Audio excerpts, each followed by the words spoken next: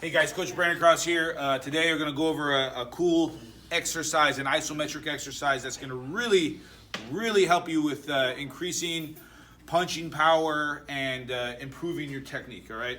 I'm going to use this wall target, but if you don't have something like this at home or wherever you're at, you can even do this against a wall with a pillow or some sort of padding, and you'll see how I demonstrate it in a second. Before we start though, I want to do a little bit of a physiology lesson in muscle contraction, all right? So there's 3 ways that your muscle can contract.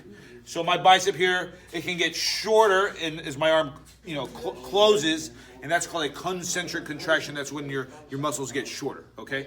I can do the opposite of that. This muscle can get longer. That's an eccentric contraction as it lengthens. But I can flex it another way where my arm flexes, but there's no movement. That's an isometric contraction, right? And the thing about the isometric contraction is that is what is going to activate the most muscle fibers of any one of those 3 that we just described. This exercise that I'm about to show you is solely based on isometric contraction, all right? So I'm going to take for granted that you already have good technique in throwing your shots, all right? And what you're going to do is you're going to take those punches over to this apparatus or whatever you got at home, and starting with the jab, or in my gym, it's the first punch of our number sequence, you're going to put that extended jab all the way out onto the end of the pad. What I'm going to do now is I'm going to push in with all my might, maintaining my good technique, keeping this hand up, keeping my chin down, and in my head, I'm going to hold that for a 10 pause.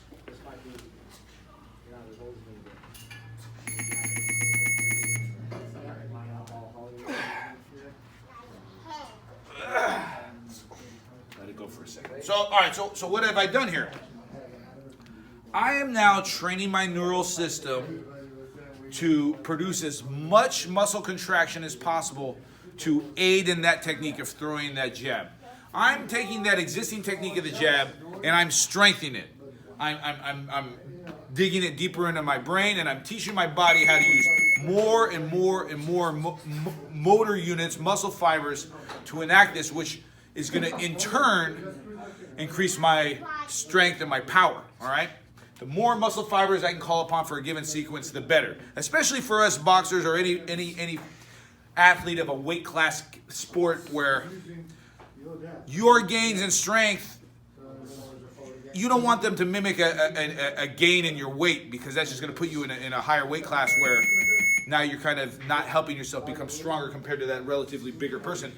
But in this type of exercise, I can continue to increase my strength while not having my muscle fibers grow and get bigger, which is optimal to a weight class sport. So all right, so I just demonstrated the jab. I held it for 10 seconds. I gave it a good technique. I really used my brain to put everything I could into pushing into that wall. I let myself recover for a moment or 2. Now I'm going to go to the next shot, straight right hand. Same 10 count.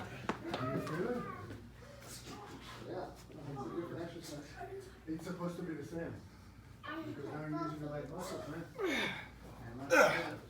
Okay, so right hand is done. It's pretty exhausting. If you're doing this correctly, you should be spent by the end of those 10 seconds and need a little bit of time to recover. You shouldn't be able to just go into the next shot, which would be, our left hook, and then our right hook, and then our uppercut here, and our uppercut here, and so on. The way that I have people in the gym do this is that 10 count in their head, and the recovery period is as long as it needs to be for that athlete to approach the next repetition with the maximum amount of effort that they can muster into it. It's not an endurance exercise, right? This is a power exercise. This is strengthening your neural system, like I said. So don't feel like you have to kind of force yourself if your body is not ready to keep those repetitions going. Based on your individual goals, you can set up the time frame to be however many you want. Typically in my gym, it'll be as many go-throughs of the punches as they can get in a 2-round period, all right? So I don't know, probably 10 times or something like that. Things to remember about exercises like this, or any exercise in which you're applying resistance to a given technique. Applying resistance to a given technique is an excellent way to improve that technique. But you got to remember, you better be solidifying the proper technique, because you are implanting that deep in your brain. You don't want to be implanting the incorrect thing, right? So I don't want to half-ass just put this out here, forget about this defensive hand, keep my chin up in the air, because when push comes to shove, that's the technique I'm going to go back to, right? But if right now I can stay disciplined mentally, use my good technique, you know, everything that I'm practicing here, hopefully will in turn go into that ring back there with the gains in performance that I wanted to do. So anyways, hope you enjoy this one. Keep tuning in. And like and subscribe.